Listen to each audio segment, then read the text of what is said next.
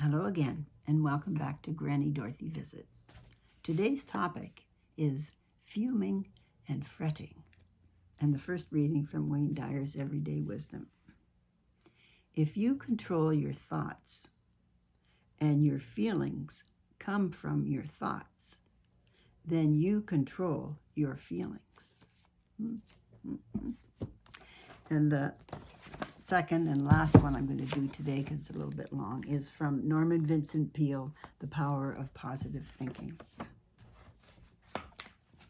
Physicians generally seem to feel that much physical trouble could be avoided or overcome by practicing the philosophy and methodology of not fuming or fretting. A prominent citizen of New York told me that his doctor suggested that he come to our clinic at the church because, said his physician, you need to develop a calm philosophy of living. Your power resources are played out. My doctor says I am pushing myself to the limit, he tells me. I'm too tense, too high-strung, that I fume and fret too much. He concluded. My doctor declares, the only sure cure is for me to develop what he calls a calm philosophy of living. My visitor arose and paced the floor and then demanded, but how in the world can I do that? It's a lot easier said than done. Then this excited gentleman went on to say that his doctor had given him certain suggestions for developing this calm philosophy of living. The suggestions, as outlined, were indeed wise, but then, he explained, the doctor suggested that I see you people here at the church, for he feels that if I learn to use religious faith in a practical manner, it will give me peace of mind and bring down my blood pressure. Then I will feel better physically. While I realize the doctor's prescription is sensible, he complained, how can a man of 50 years old, of a high-strung nature such as mine, suddenly change the habits of a lifetime and develop this so-called calm philosophy of living? That indeed did seem to be a problem, for he was a bundle of excitable and explosive nerves. He paced the floor. He thumped the table. His voice was high-pitched. He gave the impression of a thoroughly disturbed and baffled man. Obviously, he was showing up at his worst, but he was clearly revealing the inner state of his personality. And the insight thus gained gave us a chance to help him through understanding him better. As I listened to his words and observed his attitude, I again understood why Jesus Christ retains his remarkable hold on men. It is because he has the answer to such problems as this. And I proved that fact by suddenly changing the line of the conversation. Without any introductory words, I began to recite certain Bible texts such as, come unto me, all ye that labor and are heavy laden, and I will give you rest. Matthew 11:28. And again, peace I leave with you, my peace I give unto you. Not as the world giveth, give I unto you. Let not your heart be troubled, neither let it be afraid. John 14:27. And still again, thou wilt keep him in perfect peace, whose mind is stayed on thee. Isaiah 26:3. I recited these words slowly, deliberately, reflectively. As this reciting went on, I noticed that my visitor stopped being agitated. Quietness came over him. Then we both sat in silence. It seemed that we sat so for several minutes. Perhaps it wasn't that long, but finally he took a deep breath. "Why, that's funny," he said. "I feel a lot better. Isn't that queer? I guess it was those words that did it." "No, not the words alone," I answered, "though they do have a remarkable effect upon the mind. But something deeper happened just then. He touched you a minute ago. The physician with the healing touch. He was present in this room." My visitor evidenced no surprise at this assertion, but eagerly and impetuously agreed, and conviction was written on his face. "That's right. He sure was. I felt him. I see what you mean. Now I understand. Jesus Christ will help me develop a calm philosophy of living." This man found what increasing thousands are presently discovering, that a simple faith in and practice of the principles and techniques of Christianity bring peace and quietness and therefore new power to body, mind, and spirit. It is the perfect antidote to fuming and to fretting. It helps a person to become peaceful and thus to tap new resources of strength. Of course, it was necessary to teach this man a new pattern of thinking and acting. This was done in part by suggesting literature written by experts in the field of spiritual culture. For example, we gave him lessons in the skill of church going. We showed him how to make church worship a therapy. He was instructed in the scientific use of prayer and relaxation, and as a result of this practice, eventually he became a healthy man.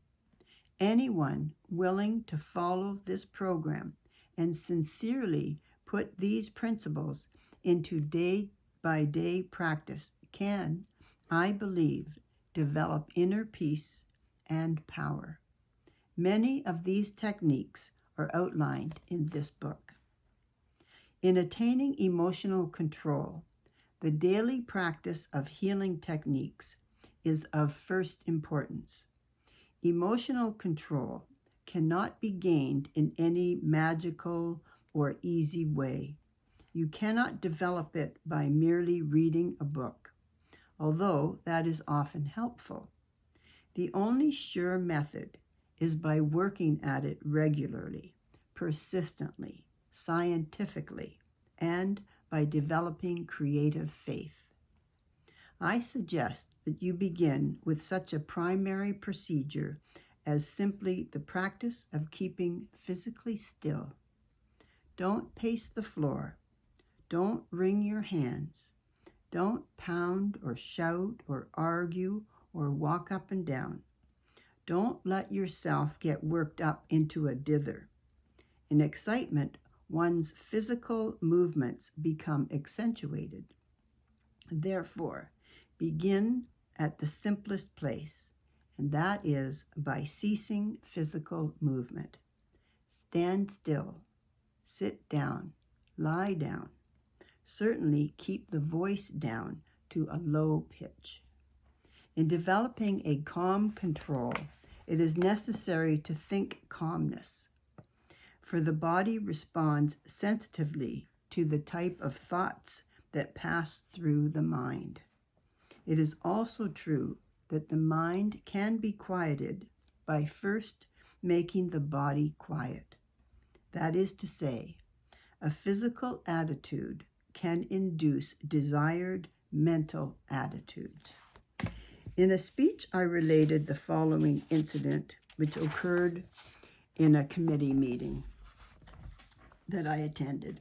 A gentleman who heard me tell this story was greatly impressed by it and took its truth to heart. He tried the technique suggested and reports that it has been very effective in controlling his fuming and fretting. I was in a meeting where a discussion was going on, which finally became rather bitter. Tempers were becoming frayed, and some of the participants were decidedly on edge. Sharp remarks were passed. Suddenly, one man arose, deliberately took off his coat, opened his collar, and laid down on a couch.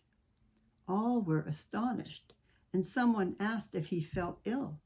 "No," he said, "I feel fine, but I am beginning to get mad, and I have learned that it is difficult to get mad lying down."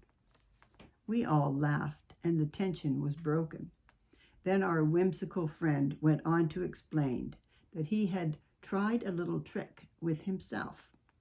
He had a quick temper, and when he felt himself getting mad, he found that he was clenching his fist and raising his voice. So he deliberately extended his fingers, not allowing them to form a fist. In proportion to the rising of his tension or anger, he depressed his voice and talked in exaggerated low tones. "You cannot carry on an argument in a whisper," he said with a grin.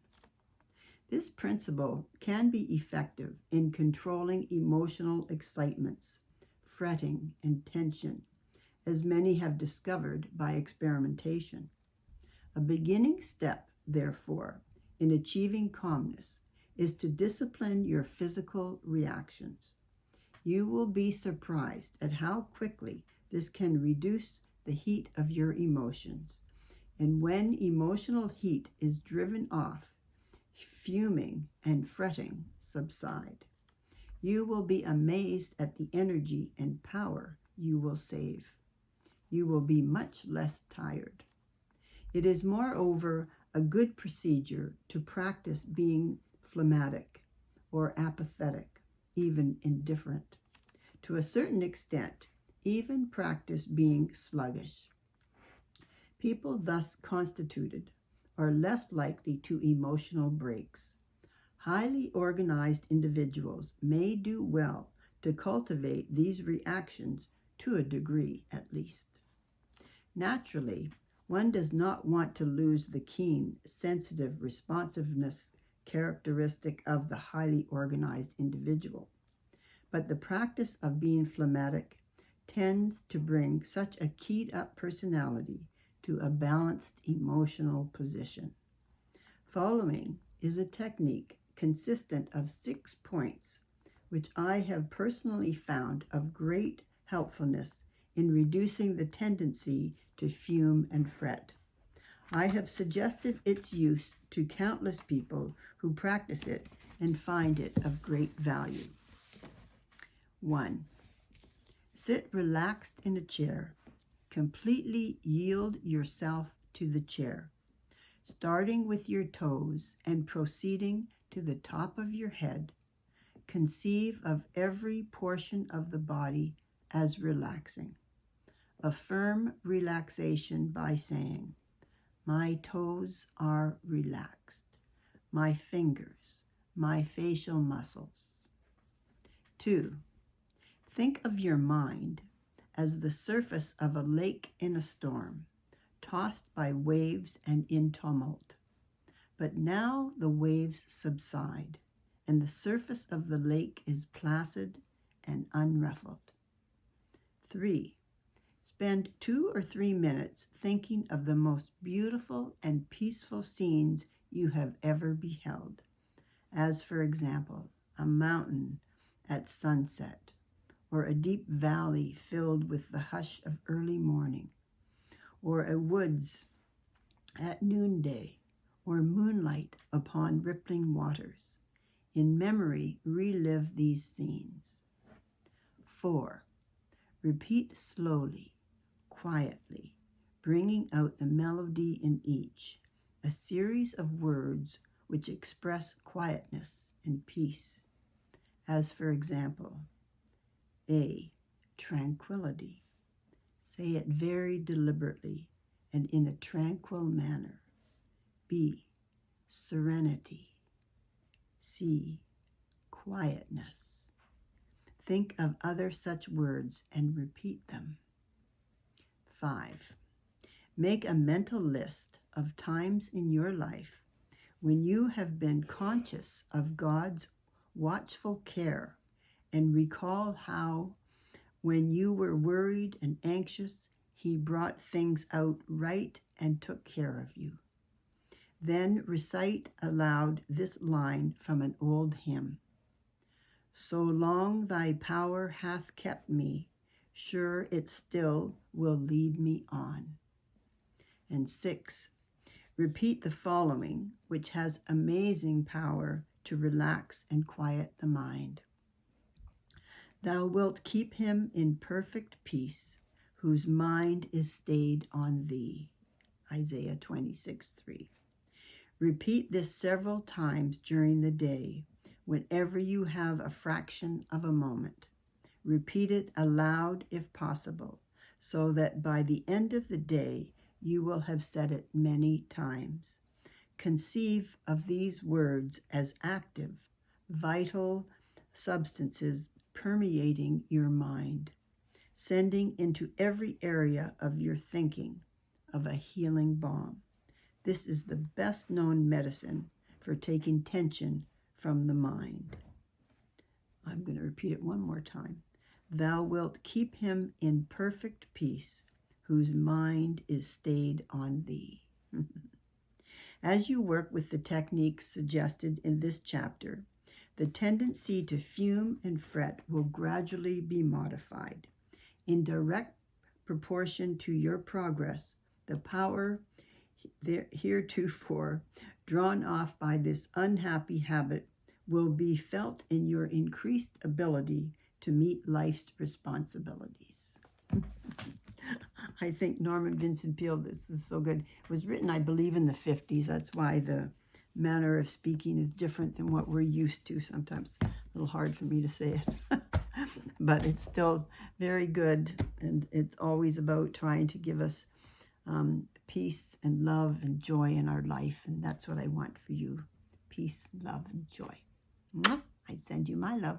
Until next week. Bye for now.